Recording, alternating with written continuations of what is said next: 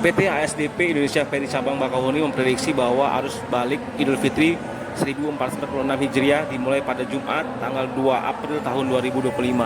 General Manager PT ASDP Indonesia Ferry Cabang Bakauheni Syamsuddin mengatakan pihaknya memprediksi bahwa puncak arus balik Lebaran tahun 2025 akan dimulai pada Jumat tanggal 4 April tahun 2025.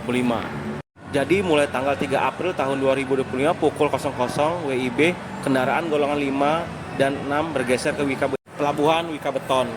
Sementara golongan 7, 8, dan 9 akan dialihkan ke Pelabuhan BBJ. Pelabuhan Bakauheni murni untuk penumpang hanya untuk roda 2 atau motor roda 4 atau mobil travel dan bus. Jadi kendaraan tersebut tidak lagi bercampur dengan barang atau logistik.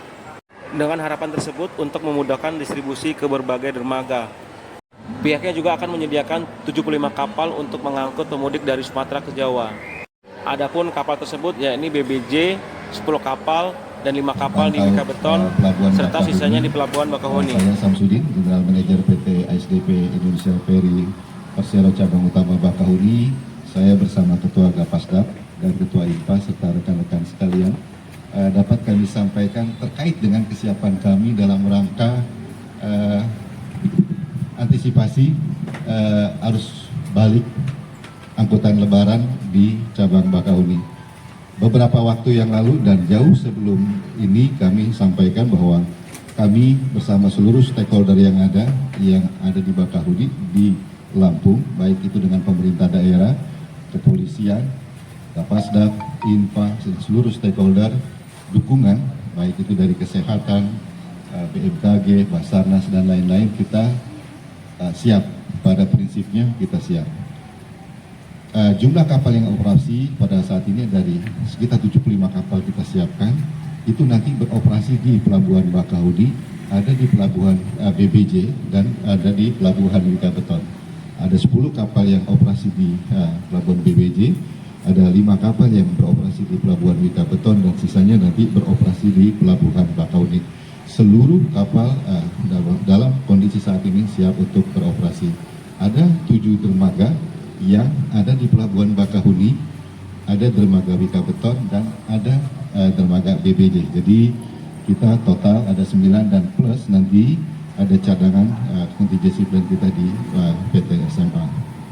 Di delaying sistem kita nanti pada saat padat dan tentunya kami sudah koordinasi dengan Polda dan Polres serta Kasat Lantas dan Dirlantas dan Kasat Lantas di Polda Lampung.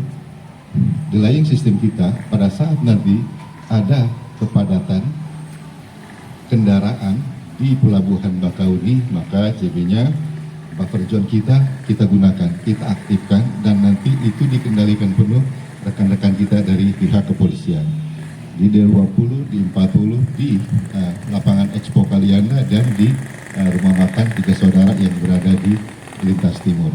Nanti pada saat mengurai kepadatan dari 7 dermaga yang ada di sini untuk membuat lebih nyaman pengguna jasa masuk ke dalam area pelabuhan, tentunya ada rekayasa. Nah, rekayasa ini bagaimana kita mengurai kepadatan yang ada di pelabuhan sambil menunggu di sini terurai. Tentunya nanti delaying system kita, buffer zone kita juga kita aktifkan. Nanti apabila di sini sudah cukup landai, kita akan kirim lagi. Bukan karena macet, tapi memang ini mekanisme mengurai kepadatan. Mulai tanggal 3 April pukul 20.00 seluruh tiket yang ada di Pelabuhan Bakauheni itu menggunakan mekanisme single tiket. Jadi tidak ada lagi pemberlakuan tiket eksekutif, tetapi single tiket di reguler. Jadi seluruh loket kita yang ada ini akan reguler semua dan kendaraan mulai masuk dari jalan tol ke arah pelabuhan dapat lurus ke loket, tidak lagi harus belok ke kiri ke eksekutif atau dari jalur eksekutif bawah belok ke kanan ke arah tiket reguler. Dan di buffer zone kita, di area delaying system kita, itu bagian dari kontrol kita. Nanti kendaraan yang masuk kita akan berikan stiker. Stiker itu untuk menentukan masuk ke Pelabuhan Bakauheni, masuk ke Pelabuhan BBJ dan masuk ke Pelabuhan Wika Beton dengan warna yang berbeda. Dan Stiker itu menandakan bahwa pengguna jasa telah memiliki tiket.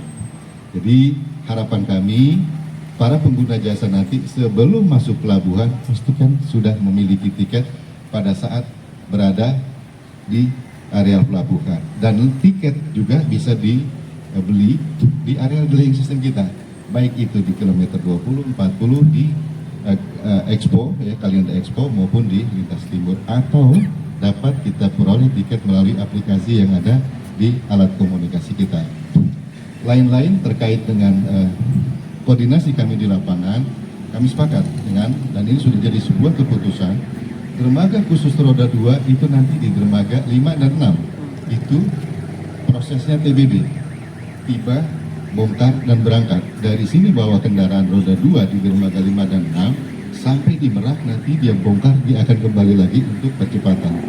Jumlah kapal yang beroperasi nanti akan diberikan oleh KSOP Banten, dan bisa kita tingkatkan dari 4 kapal operasi setiap dermaga menjadi 5 kapal apabila memang diperlukan. Dan dermaga 4 kita siapkan untuk kontingensi apabila ada lonjakan pengguna jasa khususnya roda 2. Dermaga 4 kami aktifkan untuk dermaga TBB. Jadi ada 3 dermaga, dermaga 4, dermaga 5, dan dermaga 6. Sementara kita siapkan 2 dermaga dulu, apabila ada peningkatan, dermaga 4 kami tingkatkan menjadi dermaga TBB. Tentunya ini sudah kami koordinasikan dengan rekan kami yang ada di Merak, dan kami pastikan teman-teman kami di Merak memberikan support untuk kelancaran dan kecepatan kapal kembali setelah melakukan bongkar di Merak.